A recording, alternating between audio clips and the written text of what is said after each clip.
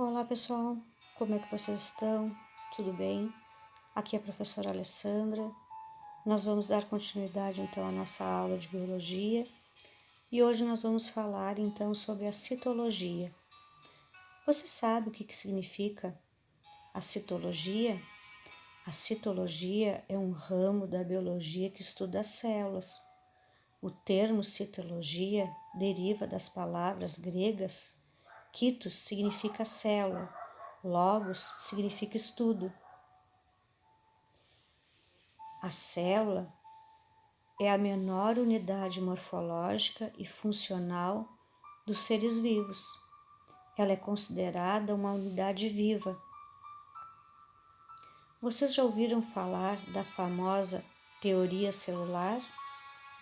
A teoria celular nos afirma que as células são as unidades morfológicas e funcionais dos seres vivos e que elas se originam apenas de outras células pré-existentes. E que os seres vivos são formados por células, com exceção dos vírus. Vocês sabiam que os seres humanos possuem aproximadamente 100 trilhões de células? O número de células dos seres vivos pode variar de um ser vivo para outro. Nós temos seres vivos que são chamados unicelulares. Esses seres vivos que nós chamamos de unicelulares são seres vivos formados por uma única célula. Unicelular vem da palavra do latim uni, que significa um ou único. Esses seres vivos formados por uma única célula são as bactérias, as cianobactérias, conhecidas como algas azuis, os protozoários, as algas unicelulares, as leveduras, que são fungos. Aqui nós temos uma foto então das bactérias, de uma ameba, que é um protozoário, das leveduras, que são fungos. E nós temos também seres vivos que nós chamamos de pluri ou multicelulares. Os seres vivos pluricelulares são aqueles formados por várias células ou por milhões de células.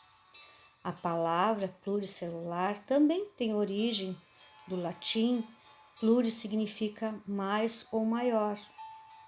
Os seres humanos, as plantas, as algas pluricelulares, os fungos pluricelulares e os animais são seres que nós conhecemos então como multicelulares ou pluricelulares.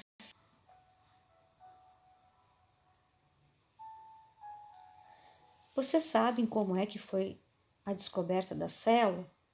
A descoberta da célula só foi possível graças aos avanços na área de microscopia, que permitiu então uma melhor visualização dessas estruturas tão pequenas que nós chamamos de estruturas microscópicas.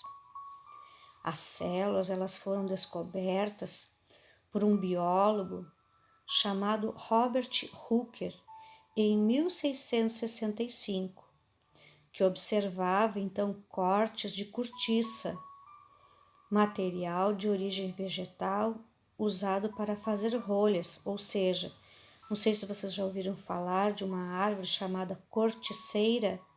Ele pegou então um pequeno corte bem fininho da casca dessa árvore e ele levou então ao seu rudimentar microscópio para observar. Esse importante pesquisador analisou o corte então da corticeira em um aumento de 270 vezes e verificou então a presença de compartimentos aos quais ele chamou de célula. Do latim, então, célula vem de cella, que significa câmara pequena ou pequeno cômodo. Essa palavra célula é usada até os dias de hoje no meio científico. Mas como foi possível observar as células? As células são estruturas geralmente microscópicas que não podem ser analisadas a olho nu. E é por isso que o primeiro registro de uma célula só foi feito após a criação então do microscópio. Acredita-se que o primeiro microscópio foi inventado na Holanda por volta de 1590 por um cientista chamado Zacharias Janssen e o seu pai Hans Janssen. Em 1838 e 1839, os trabalhos do botânico Matthias Schirder e do zoólogo Theodor Schirmann foram fundamentais para a construção da famosa teoria celular, que diz que todos os seres vivos são compostos por células. A célula, então, ficou conhecida como unidade da vida. Aqui nós temos uma foto, uma imagem muito bonita das hemácias, das células do nosso sangue. Aqui nós temos então também uma microfotografia do nosso sangue com os glóbulos vermelhos e um glóbulo branco. Muito bonito também essa imagem. A célula, então, pessoal, é a unidade da vida, então. Essa, então, foi a nossa aula de hoje. Espero que vocês estejam bem. Até a nossa próxima aula, se Deus quiser.